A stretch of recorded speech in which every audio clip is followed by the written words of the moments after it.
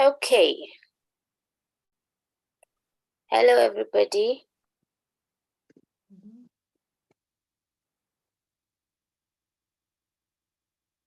Hello, everybody. Welcome to our International Women's Day event, which is supported by Sickle in Africa Support Group. Thank you so much for taking your time and to be here with us. Our theme is sickle cell disease, women's health and well-being. Thank you so much to our speakers who had agreed to be here today with us. And we have very beautiful ladies around. We have Miss Iseza, Miss Iseza. She's a sickle cell warrior from Uganda, living in Johannesburg, South Africa, and she's a mother of twins. She works and helping support mothers and to be with their pregnancy journey, labor and delivery, and adjusting to their postpartum life. Thank you so much. But we also have Miss Nabila Parbai, sickle cell warrior from Johannesburg, currently living in Cape Town, qualified in 2014 with BSc in biochemistry and psychology, 2015 with honors in human genetics, and is currently studying MMDSC in genetic counseling at UCT. She's also proud patient advocate for the NGO Rare Disease South Africa. Thank you so much, Miss Nabila. We also have Miss Risi from Kenya. She lives with sickle cell disease and about to spread positive stories around sickle cell. A mother of one, a toddler. She's a genomic scientist, precision medicine practitioner, also an EDCTP scholar and IBTC 2022 Honor Fellow. She's recent degree is an MSc in Genomic and Precision Medicine from Chinhoa University of Technology in Zimbabwe. And generally passionate about seeing how we can use genetic knowledge to provide solutions for rare disease in Africa. She's this is a experience in clinical research at IBSCT. I'm happy to see my sister here, Anne Chantal, is a Cameroonian journalist and communications specialist who now works on raising awareness on the importance of better managing and protecting freshwater resources at the Intergovernmental Hydrological Program of UNESCO in Paris, France. She's a warrior and a youth mentor, and an advocate for better education and information on sickle cell disease. Her advocacy focuses on sickle cell disease education within families. Anne Chantal is married and is a mother of 2 kids. We also have Dr. Nana Abena Omehang. Please excuse me if I'm pronouncing it wrong. Is a sickle cell warrior and the CEO, president of Award to a Sickle Cell Foundation. Being of Ghanaian heritage, she founded the foundation to support less privileged sickle cell warriors in Ghana, to enable them access quality health care and medication, increase quality of life, and improve survival for warriors affected with sickle cell whilst raising awareness of sickle cell disease.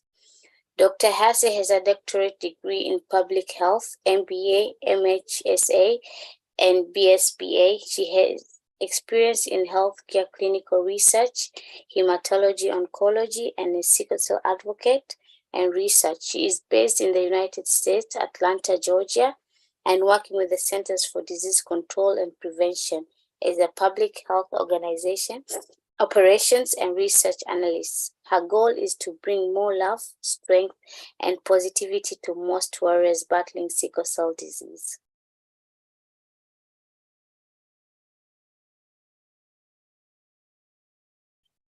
So, welcome all.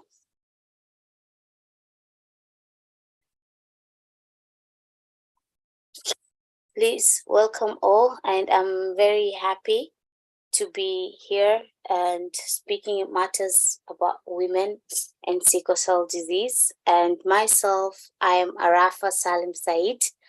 I'm a warrior, a mother to 1, and an advocate for people living with sickle cell disease. So welcome all. Thank you, Arafa, for having us. Thank you. Thank you. Thank you, everyone. And good morning, good afternoon, good evening, everyone, wherever you are in the world. Good afternoon.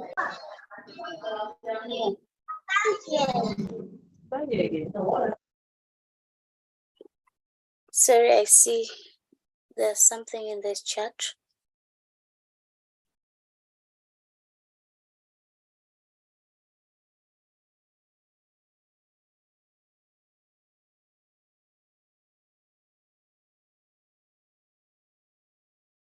Yes, welcome, Ms. Hesse, with your presentation.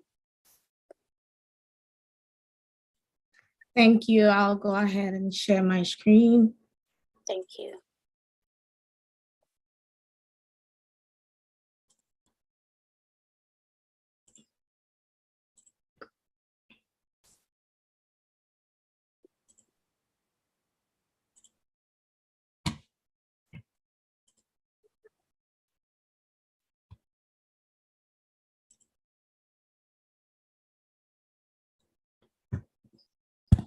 I hope you all can see my screen now.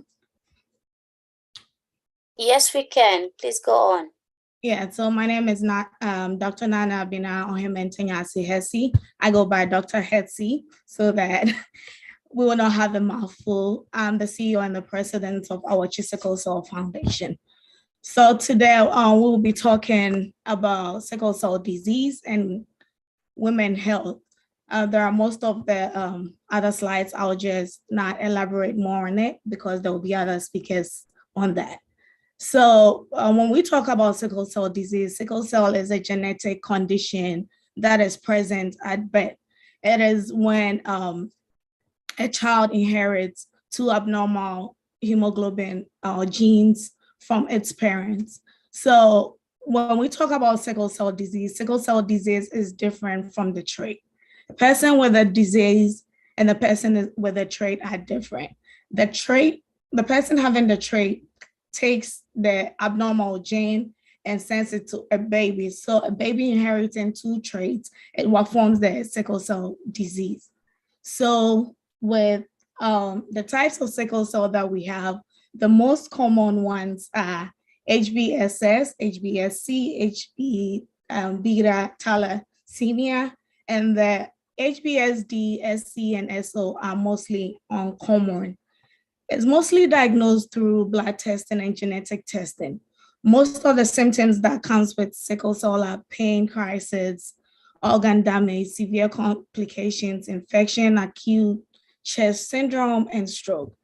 Mostly treatment for sickle cell disease are through pain, episode management, and with medication, blood transfusion, and fluids.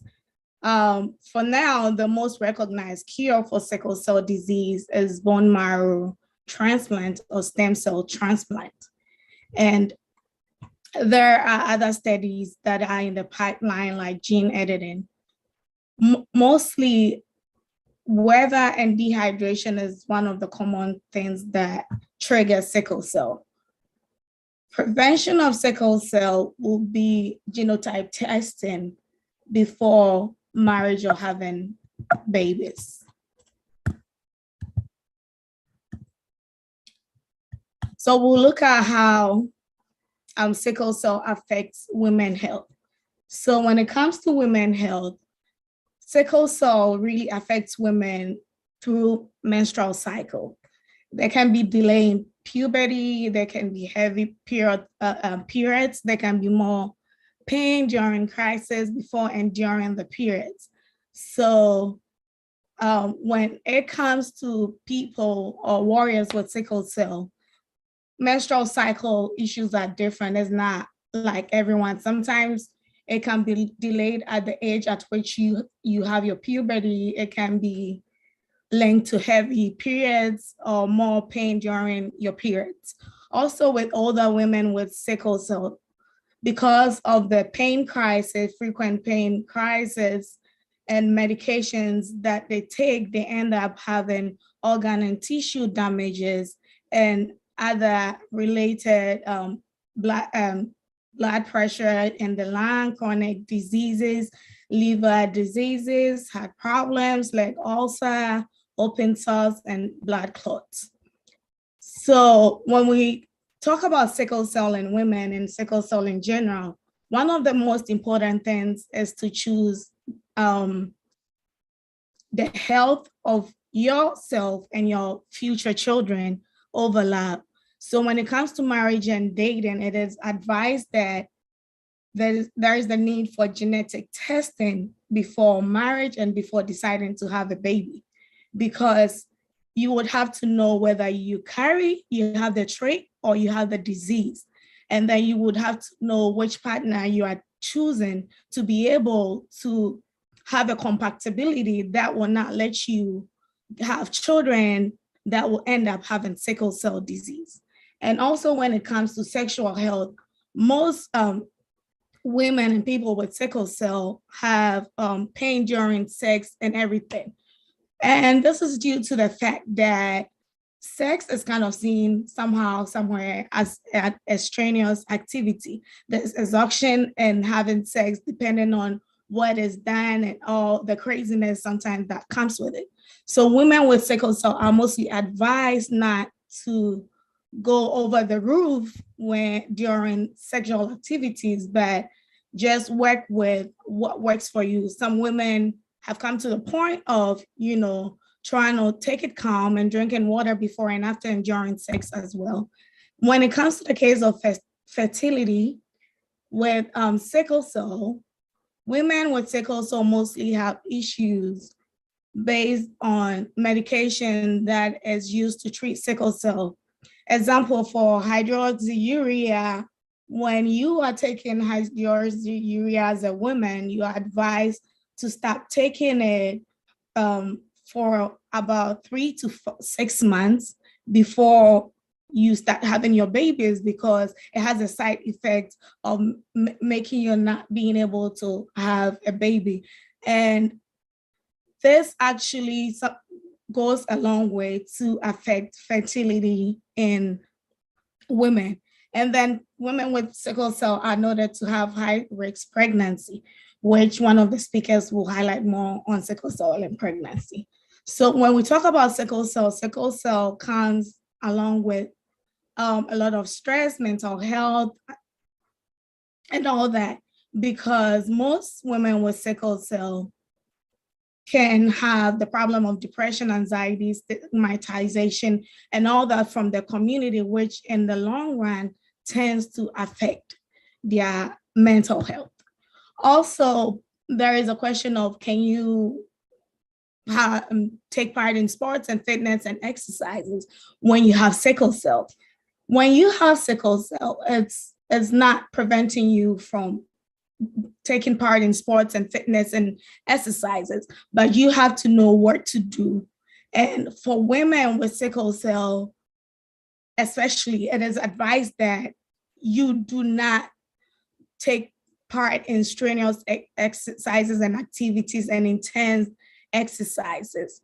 And women are advised, and sickle cell warriors are advised to stay hydrated and cool if you have to partake in any sports or fitness or activities, and make sure that you are taking part in mild activities and taking breaks between exercise and fitness and sports and all that, so that you don't get overworked out, which can trigger the pain as well. And most people with sickle cell have problems in schools and workplaces. And there are several ways we can deal with that, so that women with sickle cell, especially in the workplace and school environments, can feel comfortable and accepted in that place, and not be dealing with issues of discrimination at schools and workplace because of their health condition. And it's very important for communication to be established between employers, educated, health personnel in those places with people with sickle cell, especially women, because communication is key to the management and the dealing with sickle cell. Understanding emergency care plans is also important, as well as making reasonable accommodations for sickle cell warriors and women. So sickle cell goes hand in hand with nutrition and a balanced diet. So with sickle cell, it is important to have a balanced diet. It is important to eat fruits, vegetables, whole grains, healthy proteins, dairy products, and other dairy alternatives, as well as supplements.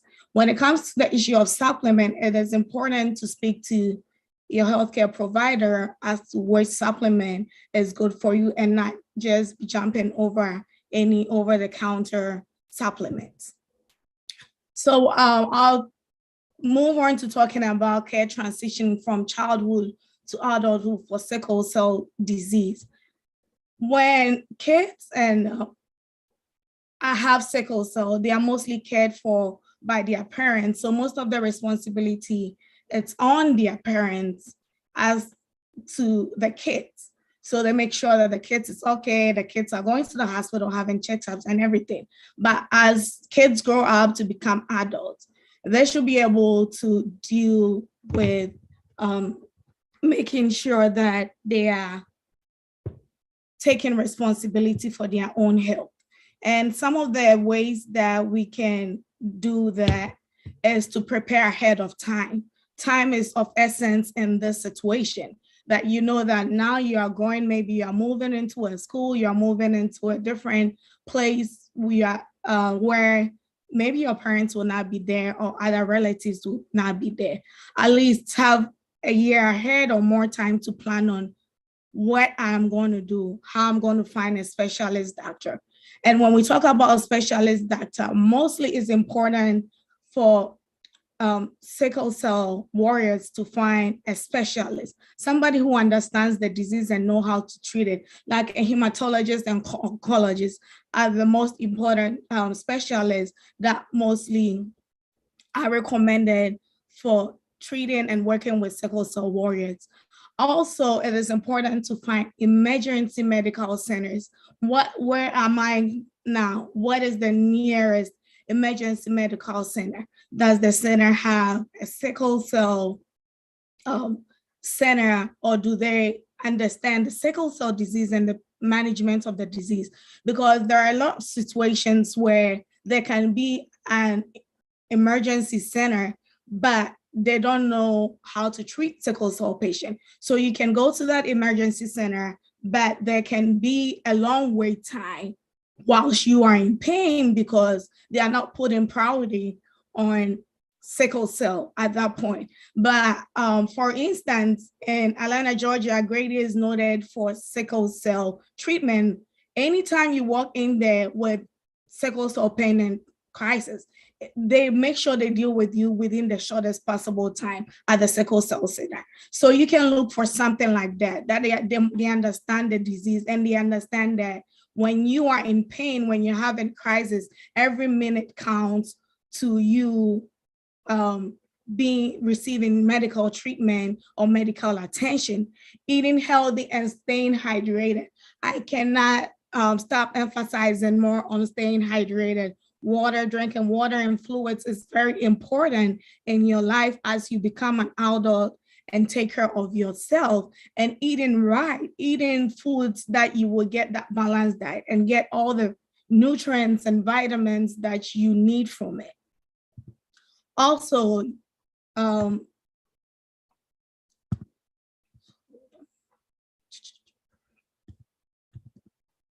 with me.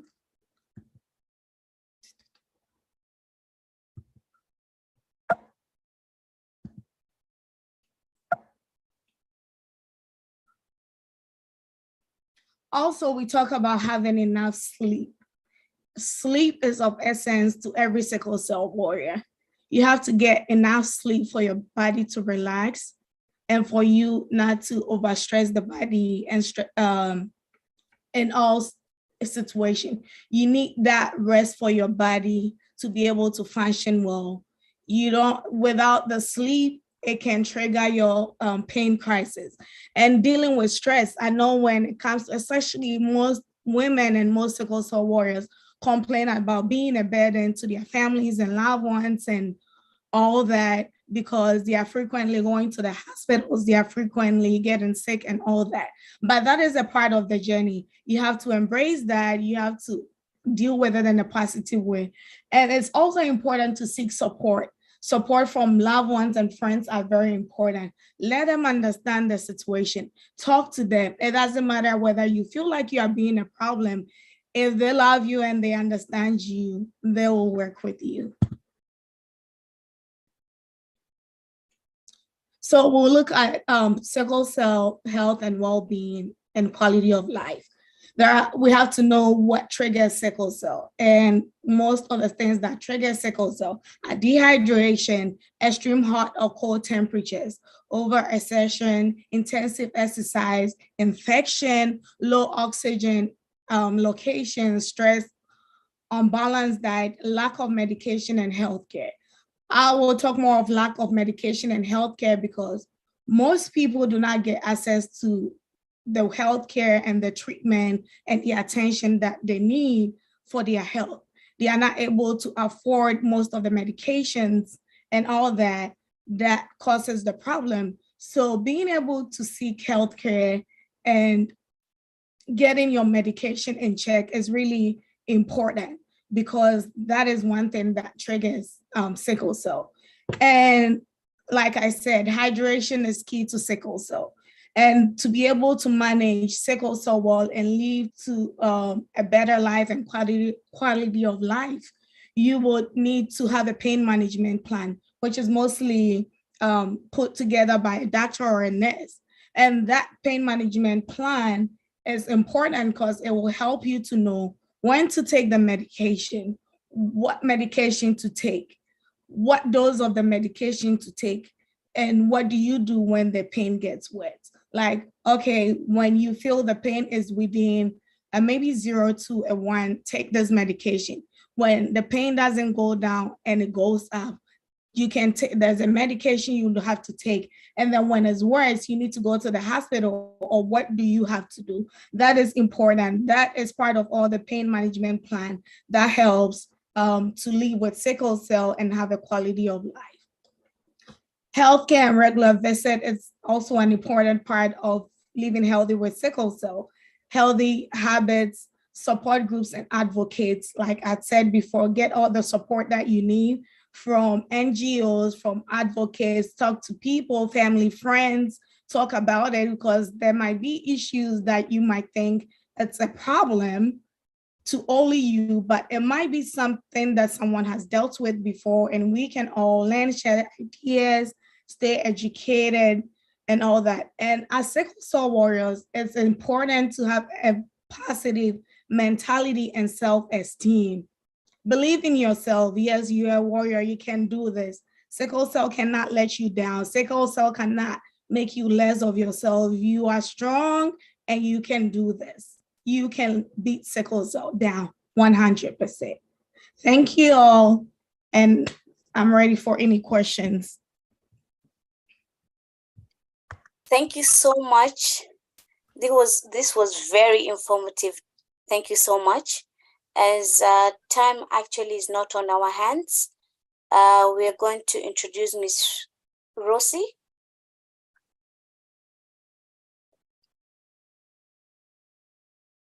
Hello.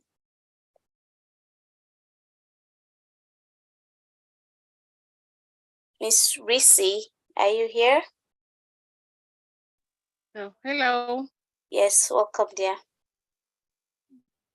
We'll thank you so much we'll for listen that. to everybody and then have the question and answers. Okay.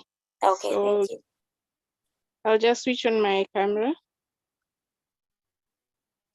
so I can be seen, and then okay, so purposes of the talk today, I'm going to be sickle disease, and you'd be surprised to find that from patient's perspective, the kind of questions that I usually get from young people, that is as young as 10, 13, 18, 20, they'd be asking you questions about like things like, which career should I pick? Like, does my career limit, does sickle cell limit me? Like, which college should I join? Should I go far away from home or stay closer to home?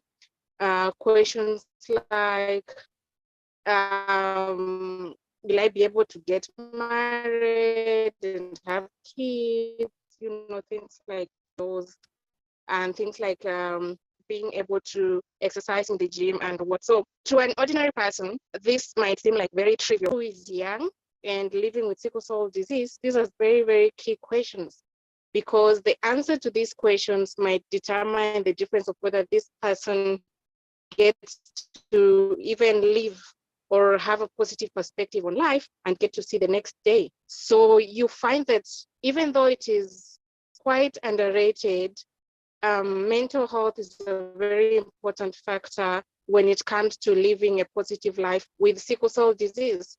I am sure that if we have some patients on this call right now, they might be seeing us speaking here, having had our profile, and they could be imagining that these are just some people, privileged people from somewhere.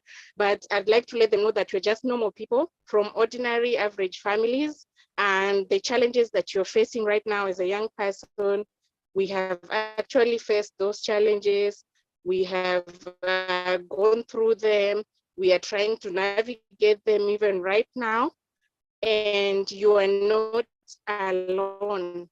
So a few things that I wanted to point out is that Sorry, If Miss you're a Missy, young can you? person and you're listening to me today, one thing that you want to do in terms of your mental health is to understand your identity. Yes, hear me. Hello, hello.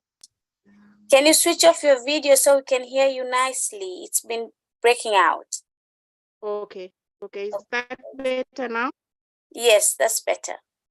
Okay, so I was saying that some of the things that you want to take care of as a sickle cell patient is to know your identity, like who you are, because for me, I'm a firm believer of that your diagnosis in terms of being given the diagnosis that you have sickle cell disease does not define you as a person. You are not your disease. You are Mary, you are Jane, you are Alfred, you are not your disease. So that is one thing that you have to understand from a very early age in order to help you navigate. Because if you tie your identity to your disease, then you're going to limit the possibilities of all the kind of things that you can be able to accomplish as a person. And then you also need to know and understand your disease. I like the way Doc has really highlighted the areas that you need to take care of. So information is actually power. So if you are the one who has this disease, then you're the one who's going to be experiencing these things. So it is very important that you understand your disease. Go online, get resources, read, attend webinars, so that you get to know more information about your disease. That way, you will be handling yourself and others who are around you from a point of knowledge.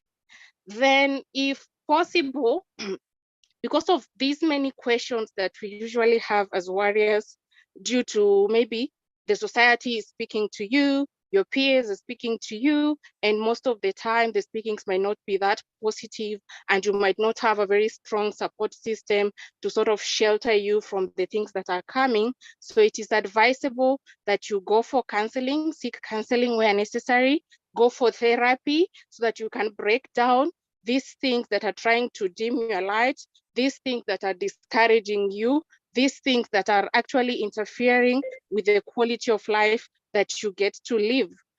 And also another thing is that you want to build a very strong support system around you. These are people who you're gonna educate on your disease. These are people who are gonna be on your side. They're gonna fight for you. They're going to sort of hold your hand when you're not capable of rising. They're going to be there for you through thick and thin. So you don't want to have judgmental people around you, because people are people, regardless of whether they have the disease or not. So you want to have people who are going to be your burden bearers. They're going to help you through it all, because living life as it is in itself is already hard. So if you want to add a chronic disease, a chronic illness on it, it makes it way more difficult. So you need to have people around you who are going to help you navigate, because it's gonna get hard. It's gonna get really, really difficult. Some situations you're not gonna be able to handle. So you need the right people, to have the right people around you to help navigate. Then another thing that I realized is you need to educate the people around you on sickle cell disease, because most of the time you might find yourself mistaking people in terms of not really knowing why they're behaving the way they're behaving. Perhaps their own ideas of what sickle cell is, or their own perceptions on what people living with sickle cell disease are supposed to look like, behave like, talk like, what kind of careers they're supposed to hold. You know, people are very opinionated. It might be very different from your view. So sometimes you might be experiencing backlashes, but it is just from a point of misinformation. So as a sickle cell patient, you want to make sure that you are your own advocate. Like, you have to learn to advocate for yourself. You have to learn to speak up in situations when need be. Don't be shy, don't coy, don't run away. It's time to face these issues head on, because it's gonna make a difference in your life and in somebody else's life. And another thing I just wanted to share with regards to those who are young, I would say that it may be difficult right now, Sometimes when you're sick, you tend to be in your head a lot. And when you are in your head, then it means the voices might get a bit way louder, and you might only be seeing the negative side of things. You might only be seeing death in your eyes. You might only be seeing roadblocks in your eyes. But I would like to advise that it is in such moments that you need a few people who are positive in your life, who are going to help you to pull you out of that trance. And you're going to say, I got this. I know I'm sick. I know this crisis is very bad. It feels like it was coming to take me out, but it is not. So I am here, I am alive, and I'm going to fight to live another day. So my charge to young people today would be, don't let your environment limit you. Don't let your surrounding limit you. Don't let the society limit you. Don't let people around you limit you. You are more than your disease. So that would be it from me. Thank you. Wow, thank you so much, Miss Risi. That was powerful. Thank you so much. I would like to welcome Miss Anne Chantal. Welcome. Well, thank you very much, Arafat, and thank you to the organizers of this talk. And I think it's coming at the right time. We're in March, and we're still celebrating women. And it so happens that a big population of or a population of women in the world live with sickle cell disease. So how do we do about that? And we have to face it head on, as Ms. Risi said and Dr. Hesse said. And today I have come with another hat, which somehow it wasn't in my introduction, because I also work as a communications person for an African association, Umoja Africa Sickle Cell Consortia, and I write for a sickle cell magazine called Soldiers Be. And I do these things because I think in the totality of the sickle cell advocacy and of living and being with sickle cell, something was forgotten in the foundation. And that thing, or those things, is information and education. I am a warrior, and I grew up and I learned everything you could learn. I learned about the sea road to India. I learned about science. I learned about, you say it, I learned how to cook.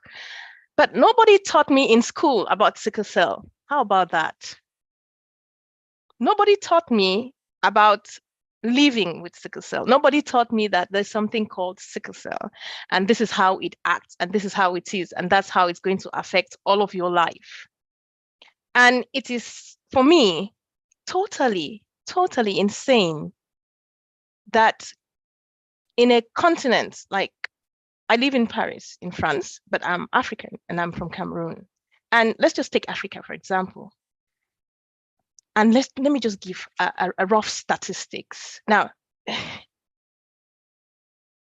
305,800 babies born each year worldwide. And in Africa, 1,000 children born each day, says the World Health Organization, with sickle cell disease. That makes me go bonkers when I don't see education in our curriculum on sickle cell disease. Education and information. Ms. Risi said it, information is power. And that information is fed with education. And the absence of information and education is one of the things that is still killing us in the sickle cell community and worldwide. There is an absence of information around sickle cell disease. Just don't even just take your computers and go to Google, try to search something on sickle cell. There is some measure of information now, but it's still very limiting. And it's even there now because a lot of warriors in advocacy and specialists, doctors and experts are putting it there, but it's still so limiting. And information and education is crucial when it comes to the life of a woman. A woman needs to be educated on how to be a woman, how to grow, how to behave as a woman, how to understand her body. Our bodies as women, it's my mother used to say a woman is a life manufacturer. So give that. See, just imagine that, a company that is manufacturing life. How much, I think if that kind of a company could be made, it should have maybe a computer that has a motherboard or a central unit that, I don't know, would be bigger than Google. And that is a woman, all combined, life manufacturer. And in our education, there is very little that is taught to women about their lives. Now, come to women living with sickle cell. There is very little that is taught even about the sickle cell disease and how to live with it. And how does that affect women? I'll give myself as an example. I grew up as a girl, and I only got to know about, sickle cell disease way later, in the 10s and the 11 years. Well, really start when I say really getting to start knowing about it. Now, imagine I could learn about that because maybe I had parents who were educated and all, but imagine the majority or other children who don't have that. And then I grew up, I didn't know a lot of things about my body as a girl and how sickle cell disease affects that. So you imagine you're going to school and you are in secondary school and other girls your age are popping up breast and you don't have. And you are in total darkness while your body is reacting like that. And you are like, it's either I am jinxed, I am really a witch, as they say I am, or there is just something, God just misputting something that is supposed to be there. He missed it out for me. Whereas just simple education would have made that different. A lot of girls don't know that sickle cell, with living with sickle cell, girls and women don't know that sickle cell affects their menstrual life, menstruation. Everything, it affects everything. And we have that absence of education. I started with the woman because we are talking and we are all women, and how to understand how sickle cell affects us. And the lack of information makes that sickle cell, the impact of that sickle cell, even worse.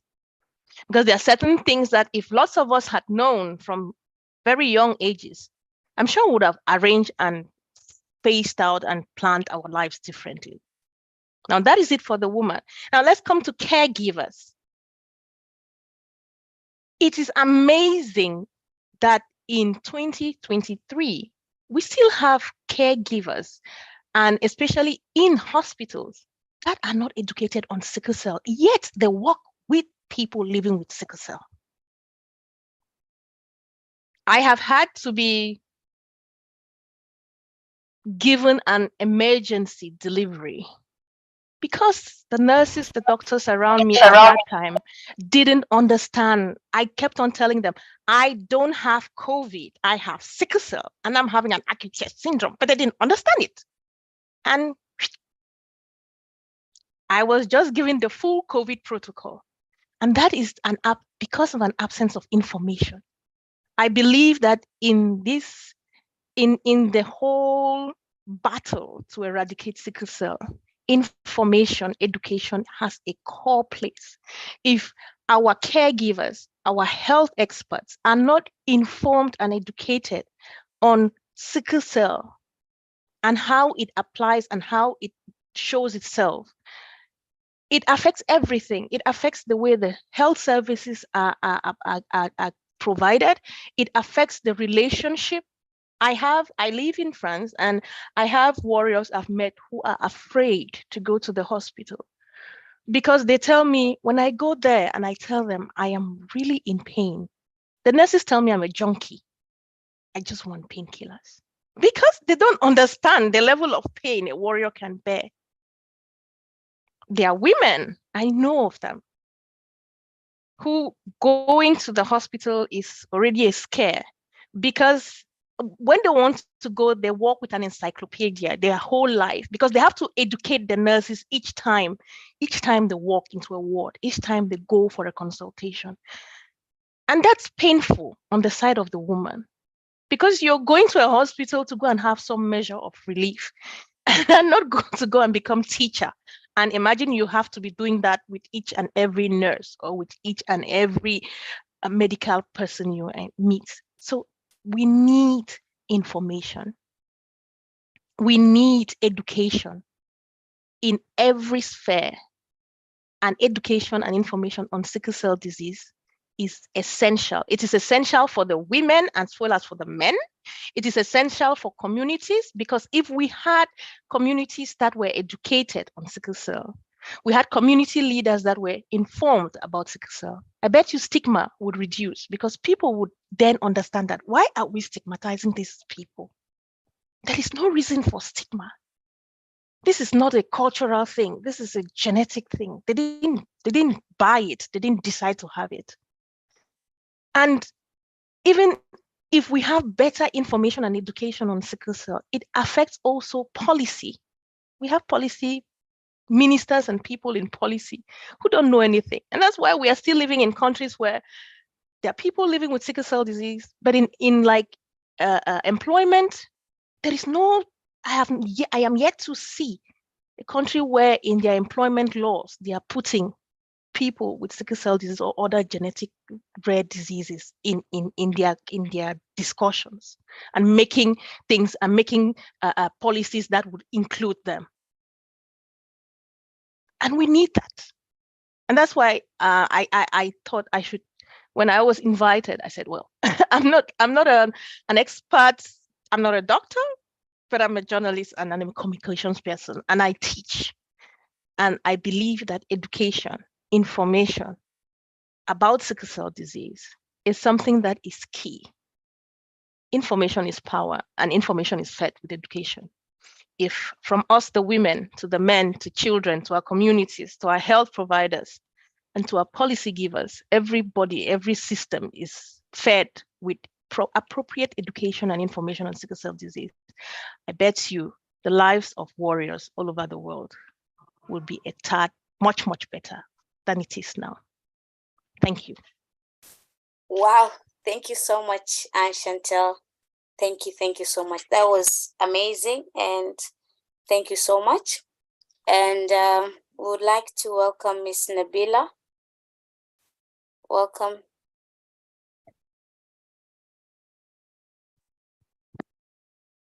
Hi, everyone. Thank you for joining on your Saturday evening. I'm going to just put my video on for a few seconds so you can see who I am, but I'm going to put it off. I chose today to talk on health literacy and patient advocacy because these are two aspects that contributed towards me finally being able to accept who I am fully, especially with the challenges and limitations and stigma that's part of the package living with sickle cell disease. So I was diagnosed in 1997. I only started speaking about my condition and experiences in 2018. This was on a rare diseases interview. While I was preparing for that interview, I realized how many wounds were still bleeding in me that I had buried deep down, and I almost had to relive this if I wanted to heal. That interview was the first time majority of people in my life found out that I had a chronic condition. Otherwise, they just knew me as the one that's always sick, the sickly girl. And I remember feeling so bare and so exposed. I also remember one of the first things that happened when I was asked to interview, and we're all very familiar with this, was imposter syndrome. Was I the right person to speak about sickle cell disease and raise awareness? Was I even sick enough to be termed a sickle cell warrior? All those thoughts infiltrated my mind, and isn't that so normal?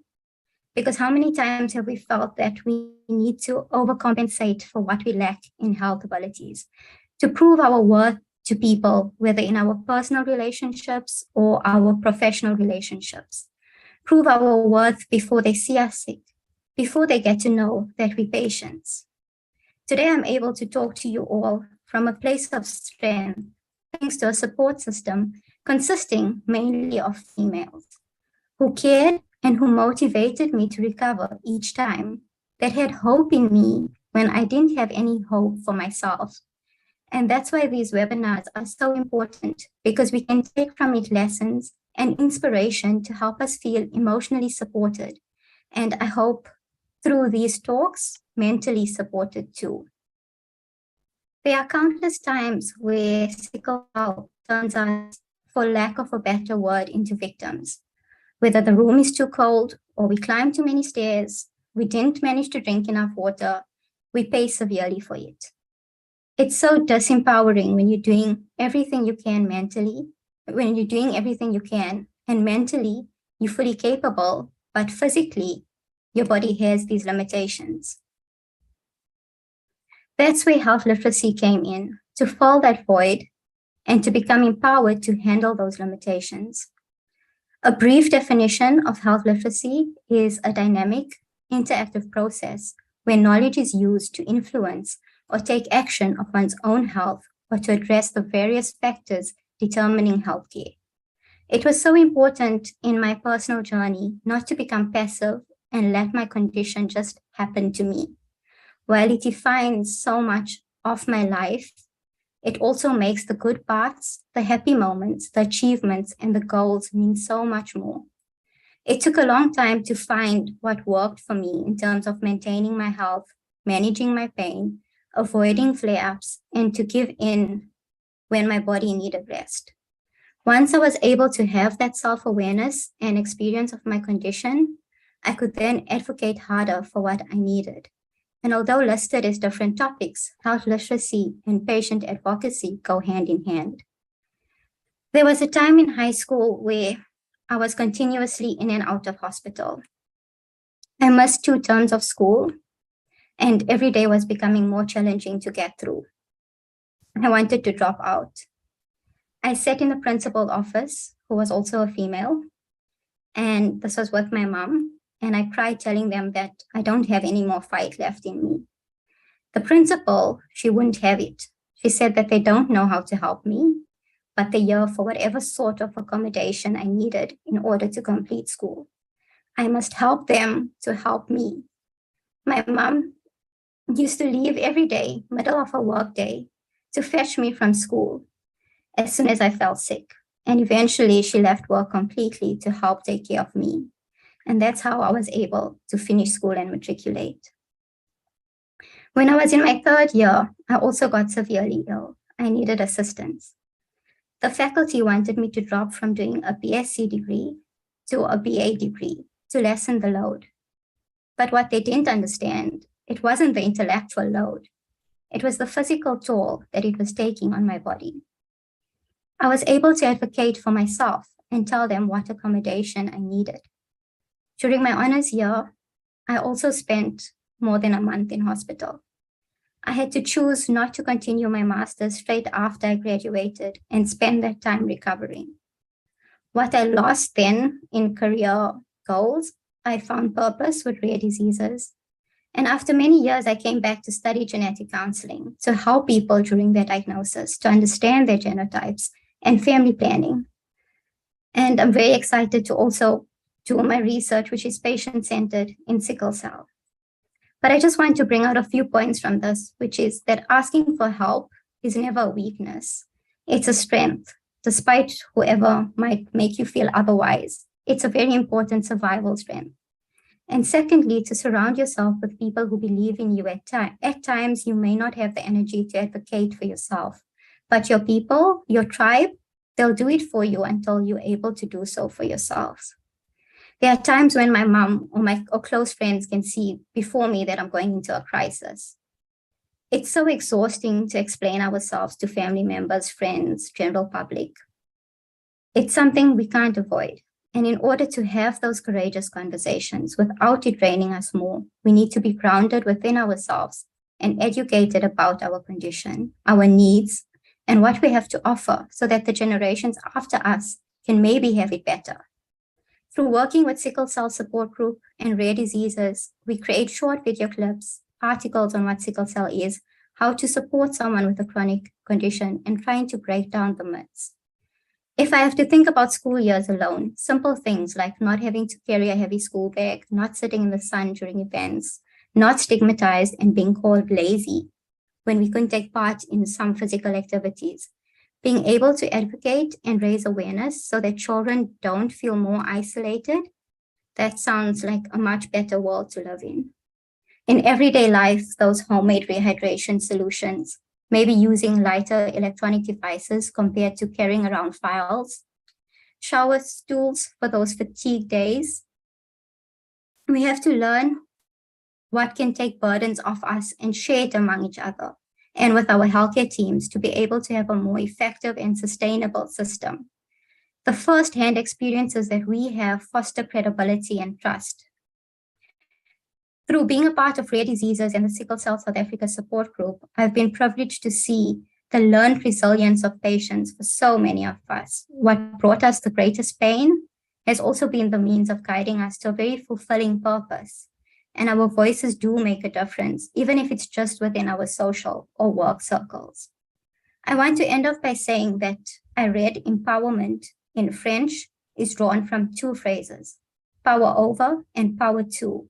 And I wish every female present here today power over every force that tries to belittle them, that places you in a box, and power to whatever lies within you, because everything you need is already residing within you. Thank you so much, Miss Nabila. I would like to remind people that once we are done here, we're going to the Twitter account with Sickle in Africa Twitter, and please, I would encourage you all to join there so that we can all bring our questions, add our voice to the topic, and hear more stories. So we'll go through two questions and go back to the Twitter account. So first says, statistically, how true is this statement? Sickle cell disease is an African Black people disease.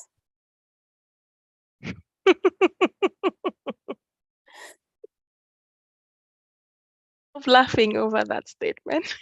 Yes, my sister, give us. I think that statement is very, very wrong. It is wrong now, and it is wrong. It will be wrong, even more wrong in years to come. Dr. Hesse said something. She said, sickle cell is transmitted from parents to children. Now, just imagine this, our fashionable world now, where we mix and we match and in love.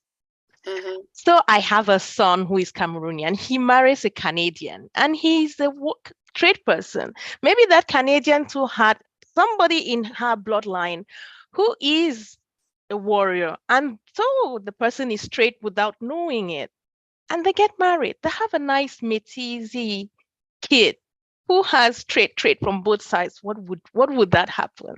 And then take that, multiply down that 2, 3, 4 generations down the line. Is that going to be a Black issue anymore? Here where I am, I have blue-eyed, blonde-haired warriors. A lot of them don't want to talk about it because they too are stigmatized.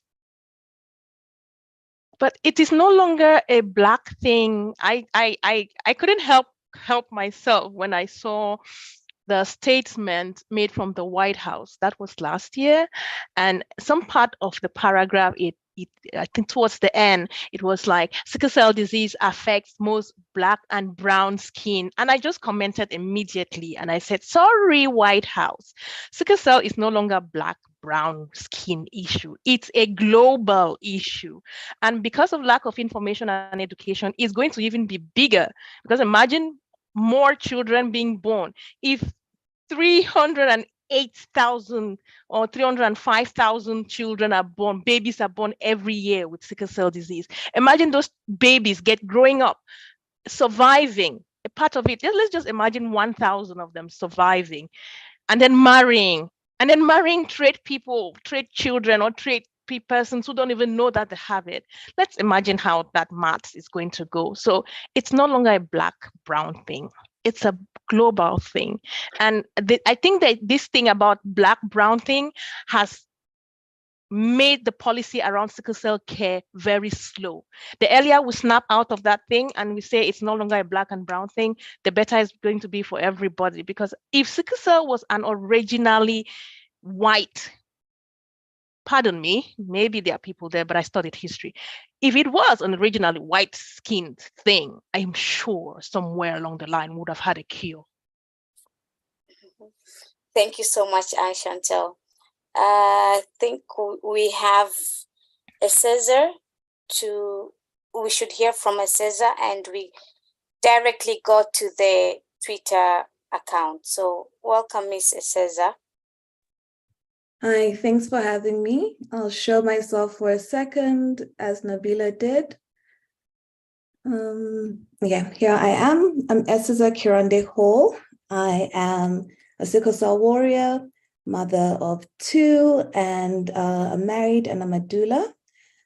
So after that introduction, my sickle cell and my health as a woman have been so intimately intertwined my whole life. Well, since I started puberty, the key to managing my sickle cell came from managing my health as a woman, understanding my body, my menstrual cycle, my triggers and everything. So it all started really when I started my period. I was a couple of years later than all other children, all other girls in my year. Again, that's delayed puberty. Which is a bit disheartening, but anyway.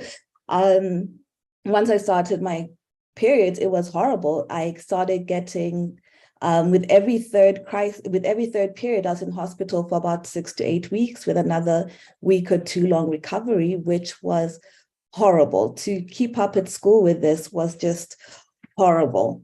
And I would try to tell my caregivers and my doctors that the key to managing these crises of mine was for me to manage my menstrual cycle. But, and I'll tell them that I'm actually in crisis, because if I was not in hospital, I was in pain. And they'll tell me, no, you're just having cramps. All women have cramps. And I'm like, I understand that, but not all women have sickle cell. So we need to manage this. And as a teenager, you don't have much of a voice, especially if those looking after you do not understand your condition. And really in the early 2000s, I don't think anyone really understood sickle cell that well in Africa. And we didn't really have the resources we have now. As we're all here, like meeting each other, I did not know anyone else's sickle cell going through this. So as I got older, 18, 19, I had started dating my now husband, and he was the key as well to me advocating for myself. I would talk to him through all my troubles. He was with me with my crisis, and he pushed me to understand my triggers, to understand how to manage my cycle. And once we did that, once I got the courage to, I now started approaching my doctors and being like, hey, we need to manage this. And finally, I was listened to. Finally, someone sat down and said, okay, we can try going on Depo-Provera. You take the shot and you won't have your period anymore. And I was like, but what are the side effects of this? And he lists everything down. It's like stroke, and you'll be a bit stressed, and you may have spotting. I'm like, okay, all those sounds like triggers for more crises and things I don't want in my life. And I asked him if I'll be able to have babies. And he's like, oh, it might affect your fertility as your sickle cell will. And I was like, I don't want that. I really don't want that. So I go see other doctors who listen to me, gynecologists, and they teach me how to manage my cycle. They teach me how to stop the pain, how to track it and everything. And it's safe to say that I haven't had a a period-related crisis since I was 21, and I'm now 34. And that was really important, to be listened to, and to have someone supporting me as well to help me speak up for myself. when I got married, I finally wanted to have children. This was I'm very motherly, and I wanted my body to do something right. And for me, that was having a baby. So I spoke to my doctors. I want to have a baby, but I'm told I can't be on Hydrea when I'm trying to conceive. And I can't see myself surviving a pregnancy or being well enough after this pregnancy to look after my baby properly. I don't know if I'll survive this. And by chance, I managed to find the contact details of a very good high-risk gynecologist who was willing to work with my hematologist. And this was key. And I get a little bit emotional about this. When I went to see my hematologist, and I told him I wanted to have babies. I wanted to start trying for babies. Like, yeah, go ahead. And I asked him, can I stay on Hydrea? I need to come off Hydrea. I've been told I have to get off for a year, but I'm really scared. I've been so sick. I've been horribly sick the year before that. And he's like, no, you're going to stay on Hydrea. I'm like, but that's a bit controversial. We cannot stay on Hydrea when we're pregnant. It's going to mess up the baby. He's like, Esther, you're going to stay on Hydrea or hydroxyurea if you're going to have a healthy baby. And I told him I trust him. And I spoke to my husband about it. And I stayed on Hydrea while I was trying to conceive. And I fell pregnant with twins. My gynecologist and my hematologist worked so well together. My gynecologist had never met me, but when I went into his office, he had a file this thick. He had spoken to all the doctors he would have to talk to, anyone who'd done intrauterine transfusion for the twins, because I have a very rare blood type. He had contacted everyone, and very few doctors had worked that hard for me, apart from my hematologist, very few. And this man stopped a miscarriage from happening. He helped me have my babies. Him working together with my hematologist helped me have my babies. And I had 2 healthy children. I had twins, a girl and a boy. And I realized, and this is what I tell everyone now, you have to advocate for yourself. You have to find the best doctor for you, the best doctor you can afford, the best doctors that are willing to work together. Because if you do not have your health is wealth. You have nothing. And when we know with sickle cell that our health is it's fragile. And as a woman as well, where women's health is already stigmatized for the healthy women, for us, it is worse. So yeah, for women out there and mothers and fathers of children, of little girls with sickle cell, stand up for your children, listen to them. No one listened to me as a teenager. And so many of my crises tried to kill me, and they were all period related. No one listened to me. There was so much suffering I did not have to go through if someone just listened to me. So listen to your children, find a doctor that listens to you, get a spouse or friends that will advocate for your health. And yeah, so that's my message. And that was my story with my health as a woman and as a sickle cell warrior. Thank you. Thank you so much. That was powerful. And I totally believe that parents need to listen to their kids, but also make the doctors understand what is really going on in our bodies. So I think we should jump to the Twitter space. And thank you so much, Cesar, for the presentation. That was great. So thank you so much, guys. Let's meet at the Twitter space. We have shared the link. You're all welcome. Arafa, I think we have a hand somewhere. Okay. This Marie Claire Coffee. Maybe you want. Hi, thank you, guys. I've seen it for a while. Okay. Yes. Sorry, Oh, Marie, sorry. please. That's Welcome. okay. I'm just going to be quick. Thank you all. That was a very insightful and very educative webinar. It's lovely to see, women coming together, to talk about these things that we don't talk about. I live in the UK, and I live with sickle cell, but just a quick one. If we can please do this again, it's been very educational, and I'm sure there will be so many women out there that would love to attend things like this. Maybe we could set up a forum, come up with discussions or subjects or ideas that we could talk about, because we don't talk enough about this. And last thing, please, when we're doing these online webinars, these Zoom discussions, let's bear in mind those with hearing impairments and use closed captions. Some of the users had to leave because the closed caption that was put wasn't working. So please, let's be mindful of that. And thank you all again. Thank you so much, Marie Claire. Thank you. We'll definitely be mindful of that. And I'm so sorry for our friends who had to leave. We're hoping that is something that we have to put in mind now. Thank you so much.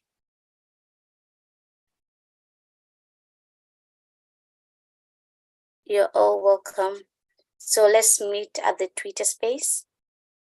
And thank you for all speakers to sharing their stories, their life. Thank you so much. Thank you. And thank you for having me, and wishing everybody a great day. And well, let's continue in the next place. Okay, thank you so much, Anne Chantal. Thank you, Nabila. Thank you for having Cesar. us. Thank you, everybody. Thank you. Thank you. Thank you, Risi. See you at the Twitter space. Thank you. See you. Okay, thank you so much.